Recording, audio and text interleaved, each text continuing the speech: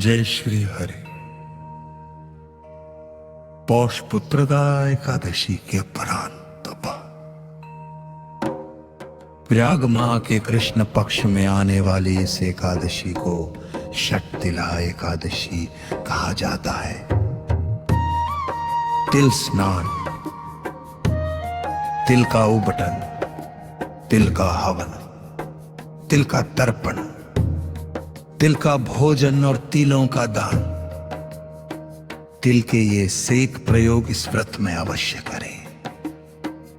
इनके प्रयोग के कारण यह षटतिला एकादशी कहलाती है। इस व्रत के करने से अनेक प्रकार के पाप नष्ट हो जाते हैं। षटतिला एकादशी का महत्व एक समय दालभ्य ऋषि ने पुलस्त्य ऋषि से पूछा कि हे महाराज, पृथ्वी लोक में मनुष्य ब्रह्म हत्यादि महान पाप करते हैं, पराये धन की चोरी तथा दूसरे की उन्नति देखकर ईर्ष्या करते हैं, साथ ही अनेक प्रकार के व्यसनों में फंसे रहते हैं, फिर भी उनको नरक प्राप्त नहीं होता। इसका क्या कारण है? वे न जाने कौन सा दान पुण्य करते हैं जिससे उनके पाप नष्ट हो जाते हैं। ये सब कृपापूर्वक आप किए। पुलस्त्य मुनि कहने लगे कि हे महाभाग, आपने मुझसे अत्यंत गंभीर प्रश्न पूछा है। इससे संसार के जीवों का अत्यंत भला होगा। इस भेद को इंद्र आदि भी नहीं जानते, परंतु मैं आपको यह गुप्त तत्व अवश्य बताऊंगा। उन्होंने कहा कि माघ मास लगते ही मनुष्य को स्नान आदि करके शुद्ध रहना चाहिए। इंद्रियों को वश में कर काम, क्रोध, लोभ, मोह, अहंकार, ईर्ष्या तथा द्वेष आदि का त्याग कर भगवान का स्मरण करना चाहिए। पुष्य नक्षत्र में गोबर, कपास, तिल मिलाकर उनके कंडे बनाना चाहिए। उन कंडों से 100 बार हवन करना चाहिए। उस दिन मूल नक्षत्र हो और एकादशी तिथि हो तो अच्छे पुण्य देने वाले नियमों को ग्रहण करें। स्नान आदि नित्य क्रिया से निवृत्त होकर सब देवताओं के देव श्री भगवान का पूजन करें और एकादशी व्रत धारण करें। रात्रि को जागरण करना चाहिए। उसके दूसरे दिन धूप दीप नैवेद्य आदि से भगवान का पूजन करके खिचड़ी का भोग लगाएं। तत्पश्चात पेठा, नारियल, सीताफल या सुपारी का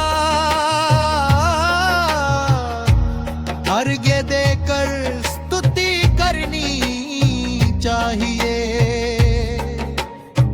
हे भगवान, आप दीनों को शरण देने वाले हैं। इस संसार सागर में फंसे हुओं का उद्धार करने वाले हैं। हे पुंडरीकाक्ष, हे विश्वभावन, हे सुब्रह्मण्य, हे पूर्वज, हे जगपते, आप लक्ष्मी जी सहित इस तुच्छ अर्घ्य को ग्रहण करें। इसके पश्चात जल से भरा कुंभ ब्राह्मण को दान करें तथा ब्राह्मण को शामा, गौ और तिल पात्र देना भी उत्तम है।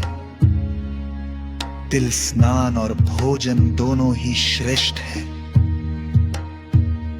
इस प्रकार जो मनुष्य जितने तिलों का दान करता है, उतने ही 1000 वर्ष स्वर्ग में वास करता है।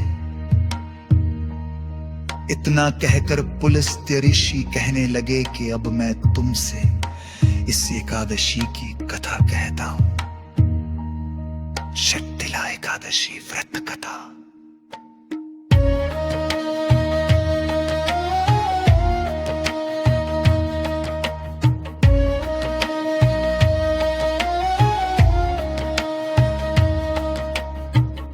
एक समय नारद जी ने भगवान श्री विष्णु से यही प्रश्न किया था और भगवान ने जो शक्तिला एकादशी का महात्म्य नारद जी से कहा, सो मैं तुमसे कहता हूं। भगवान ने नारद जी से कहा कि हे नारद, मैं तुमसे सत्य घटना कहता हूं, ध्यान पूर्वक सुनो। प्राचीन काल में मृत्युलोक में ब्राह्मणी रहती थी। वह सदैव व्रत किया करती थी। एक समय वह 1 मास तक व्रत करती रही। इससे उसका शरीर अत्यंत दुर्बल उदी।